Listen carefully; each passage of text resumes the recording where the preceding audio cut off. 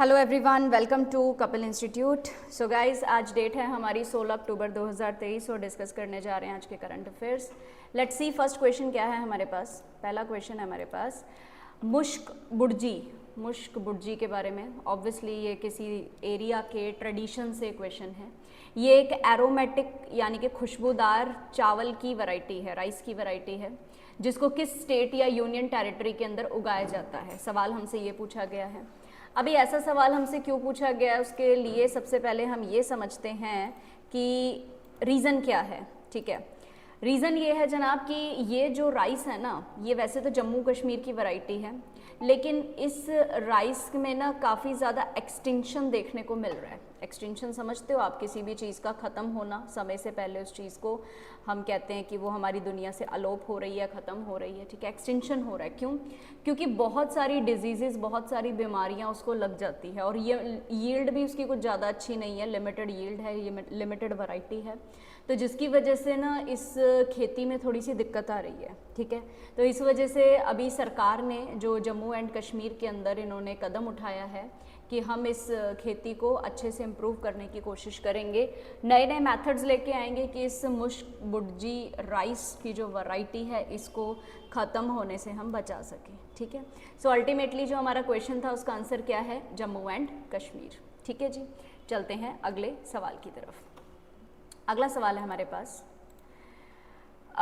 किस कंट्री ने Europe's first fully private rocket Miura 1 को लॉन्च किया है? ठीक है, देखो आप लोगों ने कई बार ही सुना होगा कि जो रॉकेट्स होते हैं, ठीक है, रॉकेट हो गया या कोई स्पेस मिशन हो गया, ठीक है, ये आप लोगों ने सुना होगा जैसे कि इसरो ने भेज दिया है, नासा ने भेज दिया है। तो इसरो और नासा की अगर हम बात करें तो ये तो देखो गवर्नमेंट एडेड है ना, गवर्नमेंट इसको चलाती है। ठीक है, लेकिन अगर आप इलॉन मस्क की टेस्ला के बारे में बात करेंगे तो वो तो प्राइवेट है ना। तो ऐसे बहुत सारे देश हैं, बहुत सारे पैसे वाले लोग हैं जहाँ पे लोग जो हैं स्पेस मिशंस को प्राइवेट करते जा रहे हैं। ठीक है, तो इसलिए जो है अब अगर ऐसा कुछ डेवलपमेंट होता है तो ऑब्वियसली वो न्यूज़ में बड़ा रिफ्लेक्ट होता है। ठीक है, तो अभी हम बात कर रहे हैं कि यूरोप जो है, पूरा का पूरा यूरोप कॉन्टिनेंट है हमारा, उस कॉन्टिनेंट में पहला प्राइवेट रॉकेट लॉन्च हुआ है जिसका नाम है म्यूरा 1। क्या नाम है? म्यूरा 1। ठीक है, म्यूरा 1 का जो लॉन्च हुआ है, अभी सवाल आपसे पूछा गया है कि ये पूरे यूरोप के किस देश के अंदर है, तो जनाब ये स्पेन ने किया है, ये कारनामा स्पेन ने करके दिखाया है। ठीक है, इसके पीएलडी स्पेस ने सक्सेसफुली म्यूरा 1 रॉकेट को लॉन्च किया है। देख सकते हैं आप लोग, यहाँ पे लिखा है म्यूरा 1। ठीक है जी, तो याद रखना है म्यूरा 1 किस कंट्री का है। सीधा क्वेश्चन ये भी आ सकता है। कॉन्टिनेंट से इनडायरेक्ट होके भी सवाल पूछा जा सकता है कि किस कॉन्टिनेंट का है, किस महाद्वीप का है, तो आप यूरोप आंसर कर सकते हैं। ठीक है जी, अब चलते हैं अगले क्वेश्चन की तरफ। अगला क्वेश्चन भी हमारा स्पेस से रिलेटेड एक सवाल है। सवाल क्या है कि किस कंट्री ने एक स्पेसक्राफ्ट को लॉन्च किया है जो कि मेटल रिच एस्टेरॉयड जिसका नाम है 16 साइकी, इसको स्टडी कर सके। ठीक है, देखो एस्टेरॉयड्स क्या होते हैं हमारे पास, जैसे हमें आप लोगों ने सुना होगा अपने पास 8 प्लैनेट्स हैं जो कि सूर्य के इर्द गिर्द घूमते हैं, जिसमें से मार्स आता है जहाँ पे, और यहाँ आता है जुपिटर। इसकी जो बेल्ट होती है ना मार्स और जुपिटर की, इसी के अंदर ना कुछ पथरीली चट्टानें घूमती रहती हैं, भटकती रहती हैं। ठीक है, सिर्फ इस बेल्ट के अंदर कभी कभी ऐसा होता है कि वो धरती के पास आ जाए और धरती पे गिरने की कोशिश करे, टकराने की कोशिश करे। ठीक है, वैसे तो जो बड़े बड़े एस्टेरॉयड्स होते हैं वो हमारी धरती के लिए काफ़ी खतरा है, इनको आम भाषा में उल्कापिंड कहा जाता है। ठीक है, लेकिन जो है हर कोई ज़्यादा बड़ा नहीं होता ना। जैसे आप इसकी फ़ोटो देख रहे हैं, ये कोई इतना ज़्यादा बड़ा नहीं है, इतना कोई नुकसान नहीं करता हमको। ठीक है जी, तो इन्होंने जो है इसको स्टडी करना है। ठीक है, इसका नाम है, इस एस्टेरॉयड का नाम है 16 साइकी।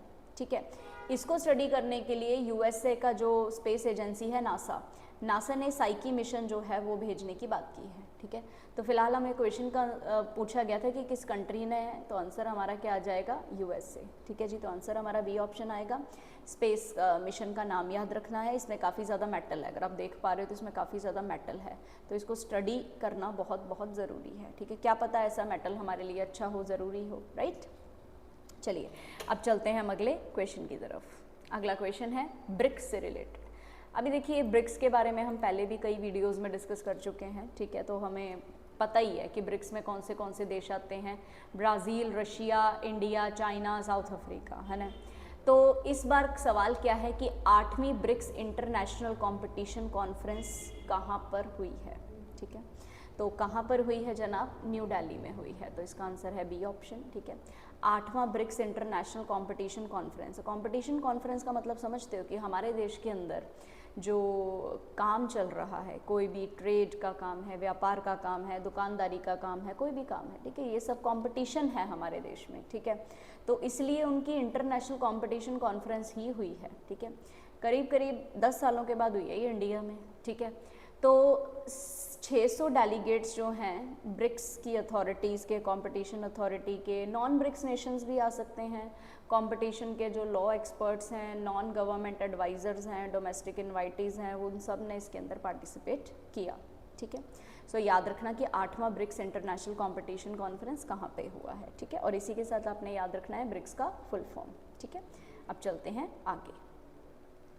अगला सवाल है हमारे पास, ये सवाल भी काफ़ी अच्छा है। ये सवाल है, असम कैबिनेट ने अभी हाल ही के अंदर कितने करोड़ रुपए लगा के 1000 किलोमीटर का इकोनॉमिक कॉरिडोर का जो प्रोजेक्ट है उसको अप्रूवल दे दिया है, उसमें सहमति दिखा दी है।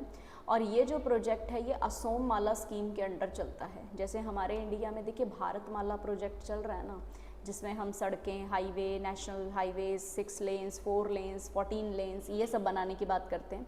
बिल्कुल वैसा ही असम के अंदर असोम माला स्कीम चल रही है। तो अभी इस असोम माला स्कीम में कई सारी चीज़ें चलती रहती है, कभी कुछ बना लिया, कभी कुछ बना लिया। तो इस असोम माला में हाल ही में 3000 करोड़ रुपए अलग से निकाल के रखे गए हैं, अप्रूव किए गए हैं कि 1000 किलोमीटर का लंबा चौड़ा इकोनॉमिक कॉरिडोर प्रोजेक्ट स्टेट में लगाया जा सके, ठीक है जी। मतलब कॉरिडोर मतलब आने जाने का रास्ता, सड़क बनाए जा सके, जैसे आप इसमें फ़ोटो में देख सकते हैं, ठीक है। तो ये 3000 करोड़ में काम होगा। तो क्वेश्चन का आंसर तो हमारे पास आ गया। असोम माला स्कीम क्या है, ये हाई क्वालिटी के, अच्छी क्वालिटी के इंटरलिंकेज रोड्स को, नेशनल हाईवेज और रूरल रोड्स के नेटवर्क्स को जो है वो इंटरलिंक करके चलती है, ठीक है जी। तो इस क्वेश्चन को हमने ध्यान रखना है। अब चलते हैं अगले सवाल की तरफ। अगला सवाल है, 6th क्वेश्चन है आज का हमारा। विच स्टेट गवर्नमेंट हैज़ अप्रूव्ड, किस स्टेट गवर्नमेंट ने लेक लड़की योजना यानी कि डियर डॉटर स्कीम शुरू की है उन फैमिलीज़ के लिए जिनकी एनुअल इनकम जो है, पूरे साल की इनकम जो है वो 1 लाख रुपए तक की है बस, ठीक है। तो उनकी जो बेटियां हैं उनको किस तरीके से आगे बढ़ाना है, उसके लिए महाराष्ट्र सरकार ने लेक लड़की योजना डियर डॉटर स्कीम शुरू किया है। इसमें क्या है, जो राशन कार्ड्स होते हैं, एक तो येलो कलर के और सैफरन राशन कार्ड्स, ये उनके लिए हैं जिनकी मतलब आमदन जो है काफ़ी ज़्यादा कम है, 1 लाख तक ही इनकम है, इससे ज़्यादा नहीं है। तो ये वाले जो राशन कार्ड होल्डर्स हैं इनको क्या मिलेगा, अगर कोई लड़की का जन्म होता है तो 5000 उसके जन्म के बाद मिलेंगे, जब लड़की पहली कक्षा में जाती है तो 6000 मिलेंगे, जब 6th स्टैंडर्ड में जाती है तो 7000 मिलेंगे, जब 11th स्टैंडर्ड में जाती है तो 8000 मिलेंगे, और जब वो 18 साल की उम्र को कंप्लीट कर लेगी तब उसको 75,000 रुपये मिलेंगे। सो कुल मिला के 1 लाख के करीब जो है, 1,10,000 कुछ कह सकते हैं आप ऐसे, तो इतना पैसा जो है वो लड़की के लिए देना है, ठीक है जी। तो हर एक ऐसे परिवार को दिया जाएगा जिनकी आमदन कम है। अब ये सब क्यों हो रहा है, क्योंकि हमारे देश के अंदर गर्ल चाइल्ड का जो जन्म है उसको और बेहतर बनाया जा सके, ठीक है। गर्ल चाइल्ड की बर्थ हो, भ्रूण हत्या ना हो, ठीक है, ठीक है। फीमेल फेटिसाइड जिसको हम लोग बोलते हैं, भ्रूण हत्या, वो नहीं होनी चाहिए हमारे देश में। एंड सेकेंड इम्पॉर्टेंट चीज़ कि जो गर्ल्स हैं वो काफ़ी गर्ल्स हमारे देश में माल न्यूट्रिशनड है, कुपोषण की शिकार है। जिनके परिवारों में लड़कियां होती हैं, लड़के होते हैं, बहुत ही पिछड़े, आजकल तो नहीं होता, बहुत पिछड़े परिवारों में ना ये होता है कि लड़कों को तो सारी सहूलत दे देते हैं, लड़कियों को जो है खाने वाने की चीज़ें कम देते हैं, तो लड़कियां माल न्यूट्रिशन हो जाती हैं। तो सरकार कह रही है कि हम पैसा दे रहे हैं ना, तो तुम लोग बस ध्यान रखो लड़कियों का, ठीक है जी। चलिए, तो ये था हमारा 6th क्वेश्चन। चलते हैं अगले सवाल की तरफ। अगला सवाल क्या है हमारे पास, अगला सवाल है हमारे पास, the Indian government will organise world food India 2023। World food India 2023 को इंडियन गवर्नमेंट ऑर्गेनाइज करेगी 3 से लेके 5 नवंबर तक। तो ये आने वाला सिलसिला है हमारे देश में। इसमें क्या होगा कि किस, इन विच सिटी, किस सिटी में करना है, ताकि ग्लोबल फूड प्रोसेसिंग इंडस्ट्रीज़ को साथ में लाया जा सके। देखिए इससे व्यापार भी बढ़ेगा और ग्लोबल फूड प्रोसेसिंग इंडस्ट्रीज़ जो हैं वो कुछ अच्छी टेक्नोलॉजी को भी सामने लेकर आएगी, ठीक है। तो इसलिए वर्ल्ड फूड इंडिया 2023 जो है वो सेलिब्रेट किया जाएगा, न्यू दिल्ली में इसको मनाया जाएगा, ठीक है। फूड प्रोसेसिंग इंडस्ट्रीज़ को लेके आना है और उसमें भी सबसे बड़ा टारगेट क्या है कि इस इंडस्ट्री के अंदर विमेन पार्टिसिपेशन, विमेन एंटरप्रेन्योर्स जो हैं वो ज़्यादा से ज़्यादा होने चाहिए। तो औरतों को आगे बढ़ने का मौका यहाँ पे दिया जाएगा, ठीक है जी। अब चलते हैं अगले सवाल की तरफ। अगला सवाल है हमारे पास, which state government will provide pink scooters. Pink scooter दिए जाएंगे 1100 विमेन कांस्टेबल्स को, ठीक है जी। तो 1100 विमेन कांस्टेबल को Uttar Pradesh government, UP, answer is A option, ठीक है। सो उत्तर प्रदेश गवर्नमेंट जो है एक 1100 पिंक जो है स्कूटर्स देंगी और ये स्कूटर्स टोटली कैसे चलेंगे, इलेक्ट्रिसिटी के ऊपर बेस्ड चलेंगे, ठीक है। अच्छा ये सब क्यों हो रहा है, एक सेफ सिटी प्रोजेक्ट हमारे देश में चल रहा है, उसकी वजह से कई सारे स्टेट्स इसमें इन्वॉल्व हो रहे हैं धीरे धीरे, जैसे कि मिनिस्ट्री ऑफ होम अफेयर्स और ministry of women and child development ने निर्भया फंड के अंदर क्या किया, एक प्रोजेक्ट बनाया जिसका नाम था सेफ सिटी प्रोजेक्ट। इसका मेन एम क्या है कि जो वहाँ की लड़कियाँ हैं और औरतें हैं, ठीक है, विमेन एंड गर्ल्स हैं, पब्लिक स्पेसेस के अंदर उनको ना सेफ़ और सिक्योर इन्वायरमेंट दे सकें, ठीक है जी। जैसे कि सीसीटीवी कैमरा लगवा देना, ठीक है, कमांड एंड कंट्रोल सेंटर्स की फैसिलिटी देना, वीडियो एनालिटिक्स होना, आर्टिफिशियल इंटेलिजेंस का सहारा लेना, मशीन लर्निंग, फेशियल रिकॉग्निशन, हर एक ऐसा स्टेप जिसमें एक औरत की सेफ्टी और उसकी सिक्योरिटी के ऊपर काम किया जा सके। इन प्रोजेक्ट्स की कॉस्ट को शेयर किया जाता है, सेंट्रल गवर्नमेंट जो होती है और स्टेट गवर्नमेंट जो है उनके बीच में इसको शेयर किया जाएगा। सेंटर अगर यहाँ पे 60% देती है तो शेयर जो है वो 40% जो है वो स्टेट देगा, ठीक है। तो इस तरीके से ये लॉन्च किया जा रहा है। तो अभी उत्तर प्रदेश ने एक अच्छा स्टेप उठाया है पिंक स्कूटर्स जो हैं वो देने का, इलेक्ट्रिक स्कूटर्स हैं, इलेक्ट्रिसिटी पे चलते हैं, ठीक है जी। समझ आया तो याद रखना। अब चलते हैं अगले क्वेश्चन की तरफ। अगला सवाल है, सिंपल क्वेश्चन है। सवाल ये है, बिहार इंडस्ट्रीज़ डिपार्टमेंट एक इन्वेस्टर्स समिट जो है करके हटा है, अभी उसने इन्वेस्टर समिट किया। इन्वेस्टर समिट का मतलब क्या होता है कि एक ऐसी कॉन्फ्रेंस, एक ऐसी मीटिंग जिसके अंदर कुछ इन्वेस्टर्स होंगे, ठीक है, बिहार के मल्टीपल प्रोजेक्ट्स के अंदर बिजनेस को कनेक्ट करने के लिए, वो बिहार के अंदर अपना पैसा लगाने के लिए तैयार होंगे। तो इसलिए बिहार इंडस्ट्रीज़ डिपार्टमेंट ने क्या किया है, ऐसा इन्वेस्टर समिट किया है। सवाल है कि किधर किया है, ठीक है, ये किया है इन्होंने बेंगलुरु में। तो आंसर याद रखना है बेंगलुरु, ठीक है। तो बिहार बिजनेस कनेक्ट और इन्वेस्टर समिट बेंगलुरु में हुआ। इसकी वजह से इन्वेस्टमेंट अपॉर्चुनिटीज़ बहुत ज़्यादा बढ़ जाएंगी स्टेट के अंदर, फॉस्टरिंग हो जाएंगी। फॉस्टरिंग मतलब होता है उसको बढ़ावा देना, नर्चर करना, ठीक है।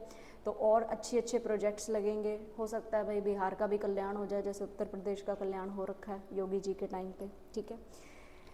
लास्ट क्वेश्चन है आज का हमारे पास, लेकिन काफ़ी अच्छा क्वेश्चन है। अभी ये क्वेश्चन क्या है, मे बी शायद आपने पहले कभी सुना हो या ना सुना हो, या मे बी आप इतने एक्टिव पार्टिसिपेंट हो, किसी आप बिजनेस के अंदर हो, व्यापारी हो, सुनार हो, जिससे आपको ये सब कुछ पता हो। तो क्या है जनाब कि एक ना विश्व के अंदर सबसे बड़ा ज्वेलरी फेस्टिवल होता है जिसको बोलते हैं India jewellery shopping festival, IJSF 2023, ठीक है।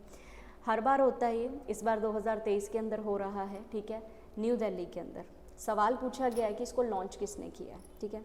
चलो लॉन्च करने वाले तो सिंपल हैं, नितिन गडकरी, जो हमारे रोड ट्रांसपोर्ट और हाईवेज़ मिनिस्टर हैं, नितिन गडकरी। इन्होंने न्यू दिल्ली के अंदर हाल ही में इंडिया ज्वेलरी शॉपिंग फेस्टिवल को लॉन्च किया है। इस लॉन्च को जो है वो मतलब ये सारा का सारा जो है 15 अक्टूबर से 22 नवंबर तक चलेगा, ठीक है। देखो ये तो बात आती है यहाँ पे बिजनेस टू कस्टमर की, ठीक है, कि एक बिजनेस पर्सन बेचेगा और कस्टमर्स खरीदेंगे, ये तो एक अलग सिलसिला है।